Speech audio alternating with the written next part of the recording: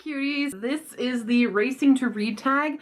We are currently in the middle of the reading rush, and this is one of the video challenges made by the Reading Rush, and it's a little tag. So we're gonna quickly do the tag for Racing to Read and see what we come up with, even though I might not have all the books with me, so I'm just gonna pop some covers on the screens when we talk about them because I'm lazy as hell. Also, I've been doing a lot of other stuff today. So anyway, let's do the tag. So we have 8 questions in this tag, and it's Racing to Read. So there is the theme of like an actual running race, which we all know.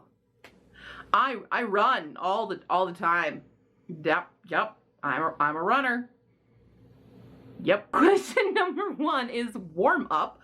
A book that stretches your mind. One that made me like have to really think and expanded my universe, if you will, is When the Moon Was Ours by Anna Marie McLemore. Her writing in general really makes you think, and the way that her prose is done is just so beautiful that it sucks you in and then makes you have to really think about the symbolism she's putting in there and the poeticism that she is using. All of her books are LGBT inclusive and usually featuring a trans character, so seeing those kinds of characters, especially in a fantasy settings and stuff, not really, it's magical realism. So magical realism is a genre that just makes you think, and I think Anna Marie McLemore is a really good author in that genre. They always take me a longer time to read, even though they're all about like 300 pages. So normally that would only take me a few days to get through, but I always read them very slowly because I have to take in every single word and process the entirety of what she's saying. That's definitely one. That doesn't sound like a warm-up though. That sounds like full force. Here we go. Start line. What is a book that you started but never finished? While this doesn't normally happen to me, I actually remembered that a long time ago I started reading Lord of the Rings and I never finished it because I didn't like the prose. I thought it was too much. It's just too much. I didn't really care for it all that much, so never finished reading the Lord of the Rings. There we go. Specifically the Fellowship of the Ring. I started it and I was like, what the hell is happening here?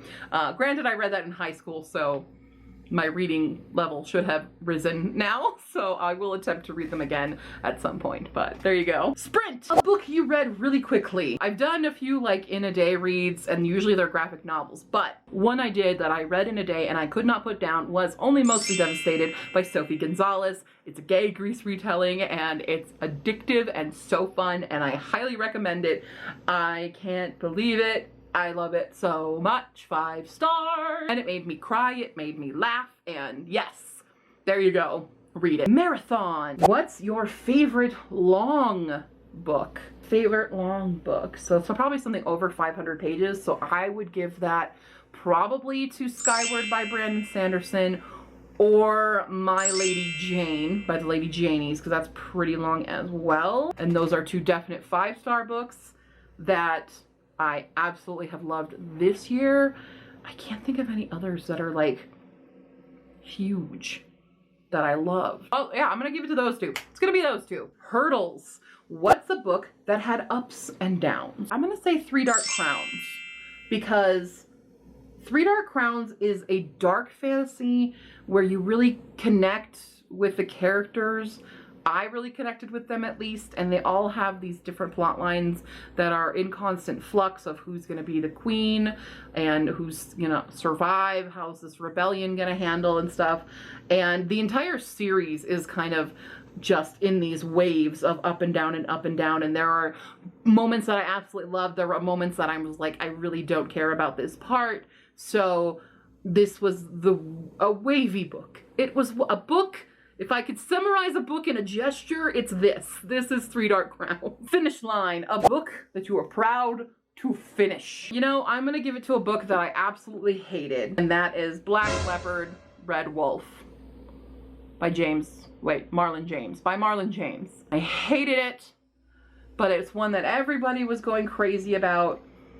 and it was a 24-hour long audiobook, and there were so many times I wanted to give up on it. I still think I should have given up on it, but I finished it so I could have a fully processed review of everything, even though I absolutely despise this book so freaking much, and I'm a little offended that one of my sisters gave it 4 stars, and I'm like, how did you like that? But I chugged through it and I read the whole thing.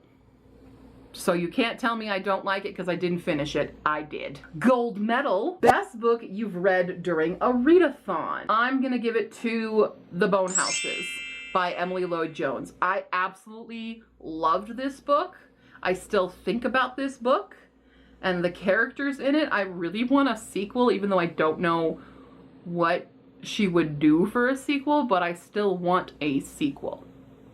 I want Bone Goat back. I am very, very intrigued by Emily Lloyd Jones's writing, and I really, really liked it. I also read Tweet Cute during this time, but I feel like I think more about the Bone Houses than I do Tweet Cute. So I'm gonna give this one to the Bone Houses. It was so good. The final question is participation. An underrated book you wish got more attention. I'm gonna give this one to These Witches Don't Burn by Isabel Sterling. I absolutely love this.